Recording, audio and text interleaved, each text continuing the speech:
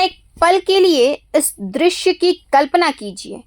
एक पिता अस्पताल के बिस्तर पर लेटा है, शरीर जवाब दे चुका है, लेकिन आंखों में सिर्फ एक ही इंतजार है, अपनी बेटी को दुल्हन के रूप में देखने का।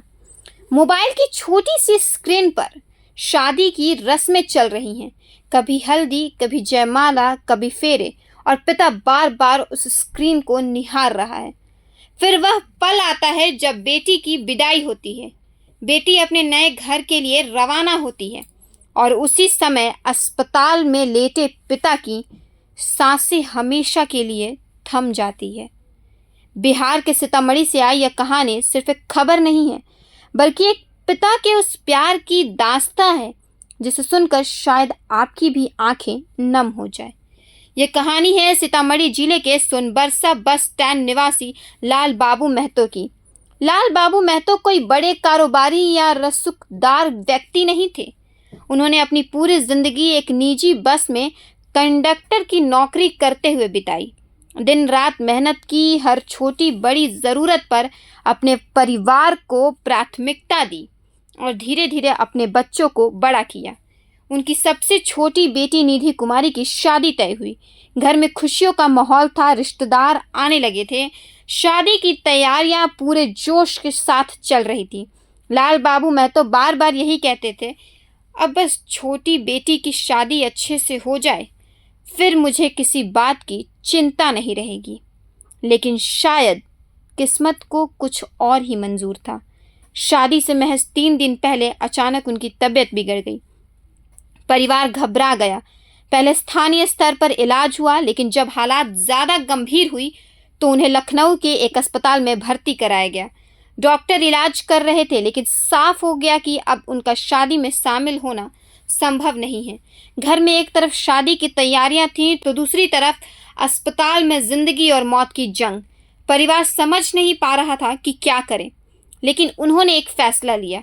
उन्होंने तय किया कि पिता भले शादी में मौजूद ना हो, लेकिन शादी का कोई भी पल उनसे छूटना नहीं चाहिए। बस फिर क्या था, मोबाइल फ़ोन ही पिता और बेटी के बीच का सबसे बड़ा सहारा बन गया। वीडियो कॉल शुरू हुई। अस्पताल के बिस्तर पर लेटे लाल बाबू महतो ने अपनी बेटी की हल्दी देखी, मेहंदी देखी, जयमाला देखी, फेरे देखे और हर रस्म को मोबाइल के स्क्रीन पर देखते रहे। परिजनों के मुताबिक जब उन्होंने बेटी को दुल्हन के जोड़े में देखा तो उनकी आंखें भर आई। उन्होंने स्क्रीन के उस पार से ही बेटी को आशीर्वाद दिया, उसके सुखी वैवाहिक जीवन की दुआ की। लेकिन जिंदगी शायद उन्हें बस यही आखिरी खुशी देना चाहती थी। जैसे ही विदाई का समय आया, बेटी ने अपने मायके को अलविदा कहा, डोली घर से निकली और उसी समय लखनऊ के अस्पताल में एक और विदाई हो गई। लाल बाबू महतो ने अंतिम सांस ले ली। जिस पिता ने कुछ मिनट पहले अपनी बेटी को नए जीवन की शुरुआत करते देखा था, वह खुद इस दुनिया से हमेशा के लिए विदा हो चुके थे। सोचिए उस परिवार पर क्या बीती होगी। एक तरफ बेटी की विदाई, जो हर घर में खुशी का मौका होती है, दूसरी तरफ पिता के निधन की खबर, जिसने उसी घर को पल भर में मातम में बदल दिया। कुछ देर पहले तक जहां शहनाइयों की आवाज़ गूंज रही थी, वहीं कुछ ही पलों बाद रोने बिलखने की आवाज़ें सुनाई देने लगी।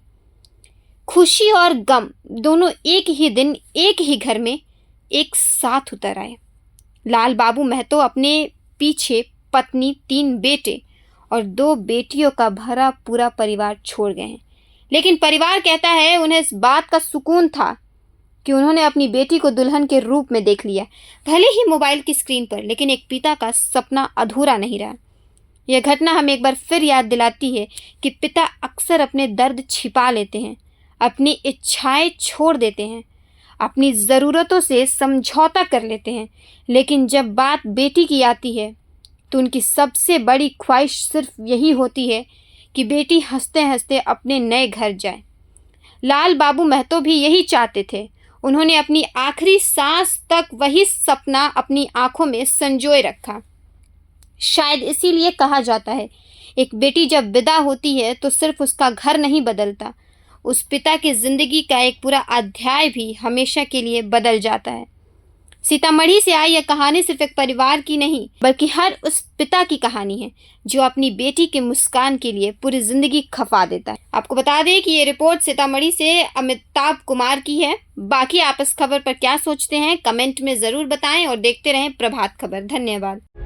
प्रभातखबर.com, विश्वास वही, रफ्तार नहीं।